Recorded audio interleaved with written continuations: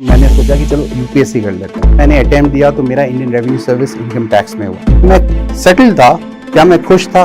शायद नहीं। 3 साल के शोध के बाद हमने ऐसा प्रोडक्ट डेवलप किया जो हमें लगा कि ये मीट का एक बेहतरीन प्लांट बेस्ड ऑप्शन है। हमने गुड्डू का हमारे ब्रांड एम्बेसडर नीरज चोपड़ा के साथ 2-3 एड्स किए। हमने जब स्टार्ट किया था तो हम काफ़ी छोटी टीम थे हम लोग, लेकिन आज हम 200 से 250 के बीच में हम लोग एज ए टीम है। आज हम 30-40 करोड़ के आसपास का।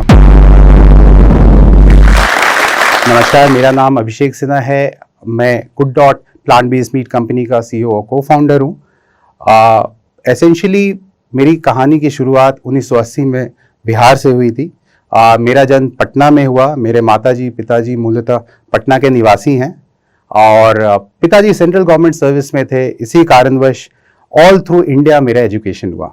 2nd स्टैंडर्ड तक मेरी पढ़ाई पटना में हुई। उसके बाद कलकत्ता, भुवनेश्वर, 10th मैंने हैदराबाद से किया, 11th-12th मैंने चेन्नई से किया। फाइनली मैंने केमिकल इंजीनियरिंग पुणे यूनिवर्सिटी से किया। बहुत सारे बीच में मैंने जॉब्स किए। मैं सिविल सर्विसेज में भी था और अभी मैं गुड डॉट कंपनी का को फाउंडर और सीईओ हूँ जो प्लांट बेस्ड मीट बनाती है। इसके बारे में आराम से चर्चा करेंगे। अभी आते हैं। अगर मैं अपने बचपन से अपने आप को खुद को ऑब्जर्व करूं तो मैं एम्बिशन लेस था। मुझे लाइफ के प्रति ऐसा कुछ नहीं था कि मुझे कुछ करना है। मैं एक कंटेंट इंडिविजुअल था।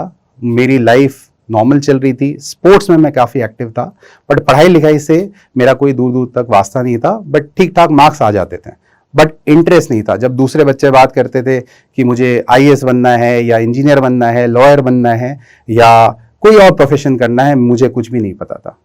मैं थोड़ा कंफ्यूज्ड किस्म का बच्चा था और मुझे कोई क्लैरिटी नहीं थी लाइफ में करना क्या है। मुझे लगता था कि क्लासेस पास किए जाएंगे, जब आगे ब्रिज आएगा तब क्रॉस किया जाएगा। तो पर्पस मेरा यही था। सेकंड, मेरी जो कॉमन एक सोच रही है बचपन से, जो मैंने अभी ऑब्जर्व करके मैं आपसे साझा कर सकता हूँ, कि जानवरों के प्रति मेरा प्रेम बहुत ज़्यादा था।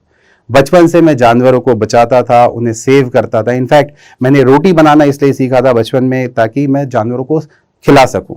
मेरी माताजी परेशान होती थी कि घर में 20-30 रोटी जितना बनता था मैं जानवरों को खिला देता था। तो मैंने बोला आप मुझे बताओ कि मैं कैसे ये रोटी बनाऊं। तो एसेंशियली मैं 5 बजे उठ के मैं रोटी बनाता था और गिलहरी, कौवे, गाय, कुत्तों को खिलाता था। अब आ जाते हैं कि जो ऑल थ्रू मेरी पढ़ाई हुई और फाइनली जब मैं इंजीनियरिंग में गया तब मैं थोड़ा सा अपनी एग्जिस्टेंशियल क्राइसिस को, कि अब मैं प्रोलॉन्ग नहीं कर सकता था, मैं पोस्टपोन नहीं कर सकता था, मैं अपनी ज़िंदगी के साथ क्या करूँगा। एंड माइंड यू, ये प्रोसेस बहुत ही पीड़ादायक है। मैं इंजीनियरिंग में जब था तो काफ़ी डिप्रेशन में था, क्योंकि ये आंसर कोई दे नहीं सकता था। एक यंगस्टर जो इतनी बड़े बड़े क्वेश्चनों से जूझ रहा है। मैं जिस प्रांत को बिलोंग करता हूँ, बिहार में यूपीएससी बहुत ही एक प्रेस्टिजियस जॉब माना जाता है। तो इसीलिए इंजीनियरिंग जब हो गई तो मैंने सोचा कि चलो यूपीएससी कर लेते हैं। उसका 2 पर्पस था। एक था कि आप देश की सेवा में कुछ योगदान दे सकते हो, दूसरा आप एक settled and reputed life lead कर सकते हो। इसी कारणवश मैंने यूपीएससी की तैयारी करने की सोची।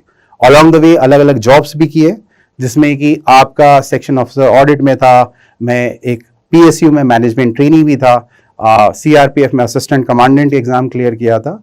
फिर फाइनली यूपीएससी 2008 में मैंने पहली बार क्लियर किया और इंडियन डिफेंस अकाउंट्स मैंने ज्वाइन किया और मेरी पहली पोस्टिंग पटना में हुई थी। उसके बाद मैंने अटेम्प्ट दिया तो मेरा Indian revenue service income tax में हुआ और 2010 में मैंने इनकम टैक्स ज्वाइन किया। एंड फाइनली 6 साल मैंने इनकम टैक्स में काम किया as deputy commissioner income tax. और उस दौरान मेरी जो लाइफ का ध्येय है, ये तो मैंने कर लिया जो कि दूसरे लोगों ने बोला था, और मैं सेटल था। क्या मैं खुश था? शायद नहीं। मुझे ऐसा लगता था कि मेरी खुशी कहीं और है, और मेरी खुशी के लिए अगेन जो बेसिक 3 धाराएं मेरी लाइफ में चली थी कि मुझे अपने लिए कुछ करना नहीं था, एम्बिशन नहीं था, जानवरों के प्रति मेरा प्रेम था, और तीसरा ये है कि अगर मैं लार्जर कंस्ट्रक्ट के लिए, लार्जर सोसाइटी के लिए कुछ कर पाऊँ तो वो मेरे लिए बहुत ही एक प्रेरणादायक रास्ता था। जब मैं 2003 में इंजीनियरिंग के फाइनल ईयर में था तो एक रिसर्च थी हॉलैंड में, टिश्यू कल्चर बेस्ड मीट। वो बहुत इंटरेस्टिंग कॉन्सेप्ट मुझे लगा। उसमें क्या करते हैं कि एक टिश्यू रियल जानवर से निकालते हैं और उससे मीट बनाते हैं। जानवर का नुकसान नहीं होता, जानवर मारे नहीं जाते। तो ये एक ऐसा बीज था, मुझे लगा यार मैं मीट खाता हूं, जानवर नहीं खाता, अगर इस तरह का मीट आ जाए तो कितना मजा आ जाए। बहुत सारे कंज्यूमर्स को ये बहुत पसंद है। तो इसी फोकस से मेरा सोच ये था कि एज अ कंज्यूमर कब इंडिया में इस तरह का प्रोडक्ट आए और मैं उसका सेवन कर सकूं। मुझे बिजनेस करने में कोई इंटरेस्ट नहीं था, आज भी मुझे बिजनेस में कोई रुचि नहीं है, लेकिन मेरे लिए एक मुहिम है। फाइनली 2013 में मुझे लगा कि कुछ हो नहीं रहा तो मुझे ही कुछ करना पड़ेगा। मेरे ब्रदर यूएस में पीएचडी कर रहे थे प्रोटीन केमिस्ट्री में, उनसे मैंने डिस्कशन किया, और मेरे पार्टनर, मेरे दोस्त दीपक परिहार मेरे साथ थे। तो हम लोगों ने मिल के सोचा कि इस पर कुछ काम करना चाहिए। मेरी इवेंचुअली 3 साल के शोध के बाद हमने ऐसा प्रोडक्ट डेवलप किया जो हमें लगा कि ये मीट का एक बेहतरीन प्लांट बेस्ड ऑप्शन है। प्लांट बेस्ड मीट कंसेप्ट हम फाइनली मार्केट में ला सकते थे। और अब आया एक major mental decision, major discussion within the family कि क्या नौकरी आईआरएस की छोड़नी चाहिए टू परस्यू समथिंग जो कि अभी पेपर में है। उसका प्रोडक्ट लॉन्ग टर्म में बन सकता है कि नहीं, किसी को नहीं पता। बनने के बाद क्या उसका मार्केट है, वो भी हमें नहीं पता था। लेकिन फाइनली मुझे मेरे परिवार का सहयोग मिला, मेरे माताजी पिताजी ने सपोर्ट किया। मेरी wife who is a pillar of my strength, Tarannum, उसने मुझे एक बात बोला जिसके कारण मैं पूरा मेंटली फ्री हो गया। उसने मुझे बोला कि my only job is to support you, और मुझे ये पता है, मुझे आप पे इतना फेथ है कि आप घर चला लोगे। तो बस मुझे यही सुनना था। और फिर जैसा मैं आप लोगों को बता रहा था कि ये मेरा पैशन था। पैशन मीन्स लाइफ का एक फ्लो था कि मुझे जानवरों के लिए कुछ करना है। अब कंसेप्ट वाइज ये परफेक्ट है कि मुझे कुछ करना है, एक प्लांट बेस्ड मीट है, बट जब इसको इम्प्लीमेंट करने जाते हो तो भयानक परेशानियां भी आती हैं, बिकॉज ये अनचार्टेड टेरिटरी था। यहाँ पे इस एरिया में इंडिया में कोई गया नहीं था, और that too from an IRS background. आप बिजनेस में आ रहे हो, एंड बिजनेस रेगुलर बिजनेस नहीं, एक नॉवल टेक्नोलॉजी बेस्ड बिजनेस, तो बहुत सारे चैलेंजेस थे। इवेंचुअली जब हम लोगों ने शुरू में फैक्ट्री, पहले हमने लैब लेवल में प्रोडक्ट बनाया, लेकिन जब स्केल अप करने की बारी आई तो बहुत चैलेंजेस आए, क्योंकि आप मशीन के साथ, बहुत ही महंगी महंगी मशीन्स होती हैं, आपको एक्सपेरिमेंट करना होता है। इनफैक्ट हमारे जो महंगी मशीन्स थी, हमें सही आउटपुट लार्ज स्केल में नहीं आ रहा था, तो हमने 15-15 किलो के हथौड़े से भी तोड़ तोड़ के मशीन को कोशिश की है सही करने की। तो ये जुनून था, और उस समय बहुत ही मुश्किल का समय था, क्योंकि रात भर मैं फैक्ट्री में 1.5 साल मैं सोया हूँ। तो एसेंशियली उस समय एक चैलेंजिंग पॉइंट ये रहता था कि जो प्रोडक्ट आपको आउटपुट है, क्योंकि हर कोई आपसे सोच आपकी तरह रखेगा नहीं। कंज्यूमर को एक अच्छा प्रोडक्ट चाहिए। हाँ, पीछे भावना लोग अप्रिशिएट करेंगे, बट लास्ट में उनको एक अच्छा, टेस्टी और सस्ता प्रोडक्ट चाहिए, और वो हवा में मिलना बहुत मुश्किल है। You have to develop that product. मैं एक एग्जांपल दूंगा, हमारे यहाँ रीटॉट मशीन्स होती हैं। आप अगर छोटे छोटे आप प्रेशर कुकर्स देखो घर में, अगर वो फट जाए तो क्या होता है। तो हमारे जब बड़े बड़े रीटॉट मशीन्स होते थे, सोचिए रूम से भी बड़े साइज के प्रेशर कुकर्स होते थे, और उस पर हम लोग कुछ एक्सपेरिमेंट करते थे, तो कभी कभी अंदर से ऊपर नीचे की आवाजें आती थी।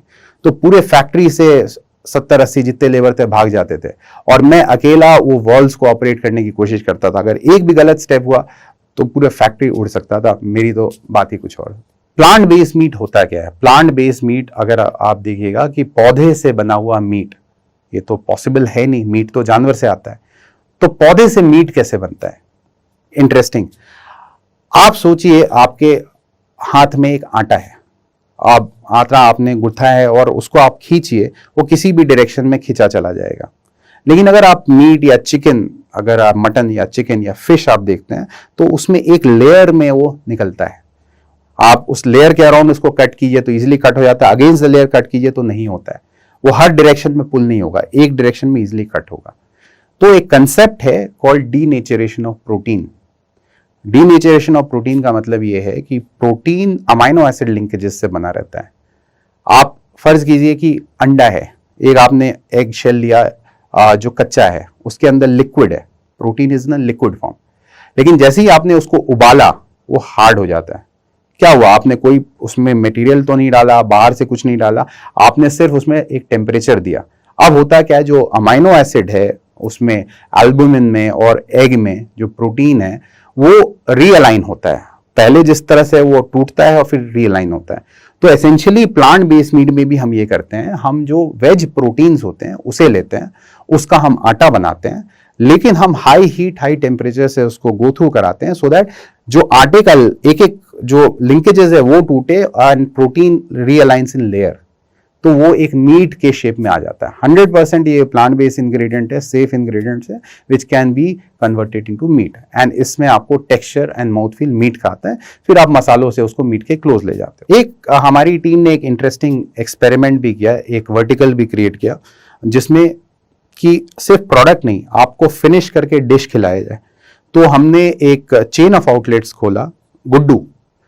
Guddu is based upon a rescued goat, एक बकरा था, मेमना था जो मरने वाला था, कटने वाला था। हमने उसे मीट शॉप से बचाया, उसको हमने मैस्कॉट बनाया और उसके बेसिस पे हमने आउटलेट डाला, जहां पे आप हर तरह के गुड डॉट के प्रोडक्ट एंजॉय कर सकते हैं। इंटरेस्टिंगली हमने गुड्डू का हमारे ब्रांड एम्बेसडर नीरज चोपड़ा के साथ 2-3 एड्स किए, और नीरज चोपड़ा बहुत सक्सेसफुल था, ऑनलाइन बहुत लोगों ने देखा और सराहा। और नीरज चोपड़ा हमारे ब्रांड एम्बेसडर रहे हैं, और उनको सेलेक्ट करने का रीज़न बहुत इंपॉर्टेंट था कि वो हार्ड वर्किंग थे, छोटे शहर से वो भी आए थे। इंटेग्रिटी, हार्ड वर्क, पैशन कैसे आपको सक्सेस देता है, और छोटे से छोटे जगह में आप निकल के आप best of the best places में आप सक्सेसफुल हो सकते हो।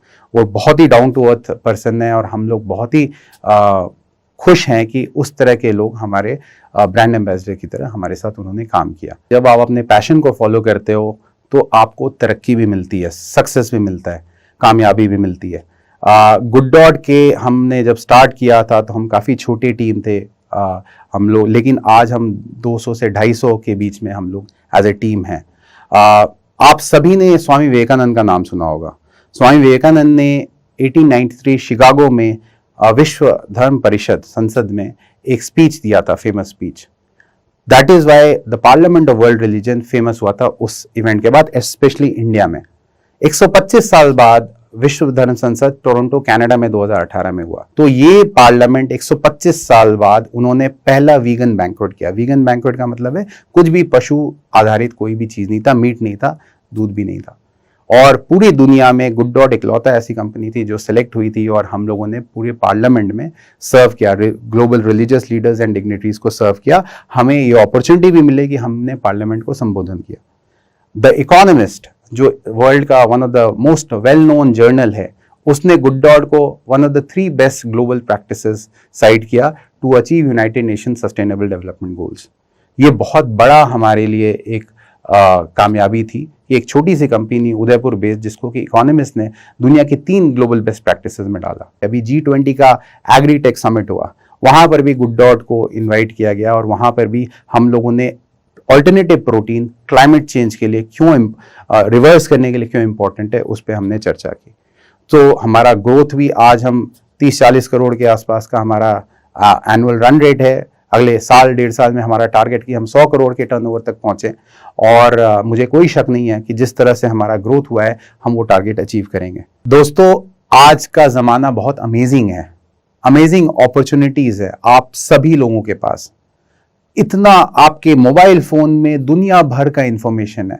आप क्या इंफॉर्मेशन को कंज्यूम करते हो, जो आपको आगे बढ़ाता है, वो आपके हाथों में। आप डेफिनेटली अगर सही से अपना सोच अंदर रखें और सही इंफॉर्मेशन गैदर करें और मेहनत करने के लिए अगर आप रेडी हो, तो आप फर्श से अर्श तक जा सकते हो। इससे आपको कोई नहीं रोक सकता। तो मेरा आप लोगों के लिए बहुत गुड विशेस है। All the best to all of you. I believe all of you are meant to be successful and also lead, very importantly, a meaningful life.